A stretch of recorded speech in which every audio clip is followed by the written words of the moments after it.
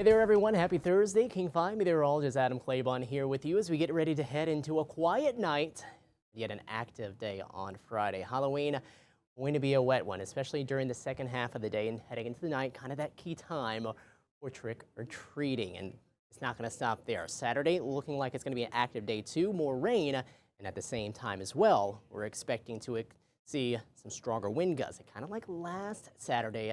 This Saturday has the potential for wind gusts to be powerful enough for power outages, and we do have a first alert day out because of that. Well, first though, start off with what we're expecting tomorrow. Halloween forecast calling for those increasing showers to make their way into the area. We'll see that more around 2 to 3 to 4 p.m. depending on where you are, and we'll see that rain is going to continue to increase as we head on into the evening and the overnight hours. All right, back to the first alert day, Saturday. Why? Strong gusty winds are expected.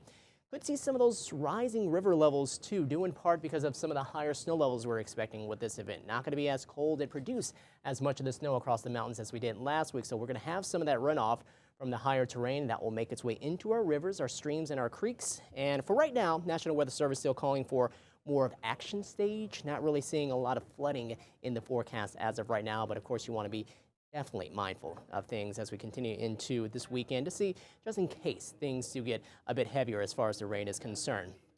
Wanted to go and look at this though. This is the latest drought monitor just released here for today. Now this one that you're looking at currently is the one from last week, and I wanted to show you the comparison between last week and this week because we've had a good amount of rain and we've seen some improvements. Now again, I'm going to make this full screen for you. I want you to pay attention across Snohomish County and farther south, across more of southern King County into Pierce County, where you have more of that severe drought.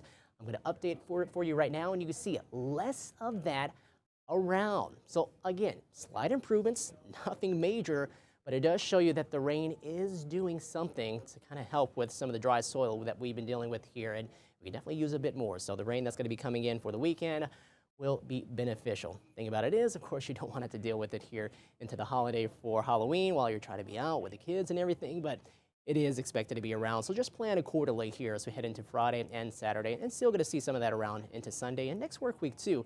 We're expecting some more showers around the area, but definitely the high impact day is expected to be on Saturday with the strong winds. Now you can already see that some of the snow is beginning to melt up this way around Hurricane Ridge. Less of it there. A little less of it here at Stevens Pass too. Expect that to continue to melt away with the higher snow levels and some of the rain to come on top of that snow. Westport, gorgeous look at the sun that is setting here into this Thursday evening. Same can be said here in Everett as we look out that way towards the west with that nice glow showing up in the sky. And here in Seattle, well, the sun's just about set now as temperatures are holding into the upper 40s.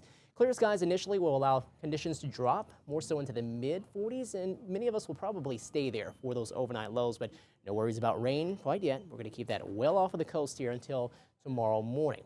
And even then, we're talking about rain more so out to the coast at that point. Where is it right now? Where you can see that big fat cloud, that big fat band of cloud that's showing up here just off of the coast for us. That's making its way closer to BC, and that is the one that's holding a lot of deep moisture to help to reduce some of the higher totals of rain that we're going to see here as we head on into more Friday and Saturday. So as we continue on with that, that is going to bring in a decent amount of wind too, especially starting up tomorrow for parts of the north coast and more of northwest interior, where we could see some of those gusts getting closer to 45 miles per hour. And for the time being, these are only out for Friday. Now, they start at 7 a.m. Friday morning for the north coast and last until 7 p.m.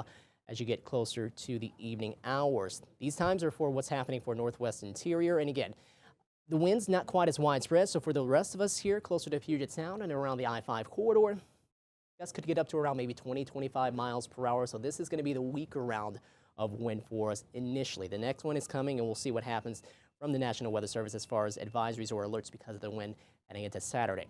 Now looking at Futurecast tonight, starting off clear, cloudier skies coming back in as we head deeper into the night. Then as we head on into more of the day Friday morning, 7 o'clock, seeing some of those showers arriving across parts of the north coast. We'll continue on into the afternoon, and by about 2 to 3 to 4 o'clock, this is when we start to deal with more of the initial band of rain that's going to be coming through. And this will be the leading edge of it that will help to produce some of the steady, light to moderate rain, but the heavier pockets coming in as we head deeper on into the night. Now, check this out right here. This is 7 p.m.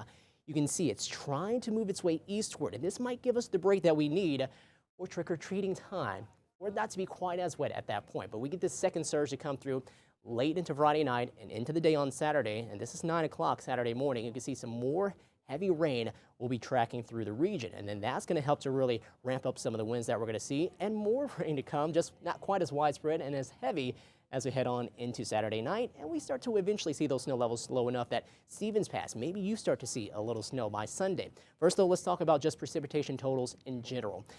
More than an inch for, I would say, many spots. Rain shadow spots, Port Angeles, Port Townsend, lesser amounts expected there. For many of us, though, we're talking about at least an inch of precipitation that's going to fall. And into the mountains, most of that right now, especially around our passes, will be in the form of liquid, but maybe we can get some snow out of that here on the tail end of the event as things do start to cool down.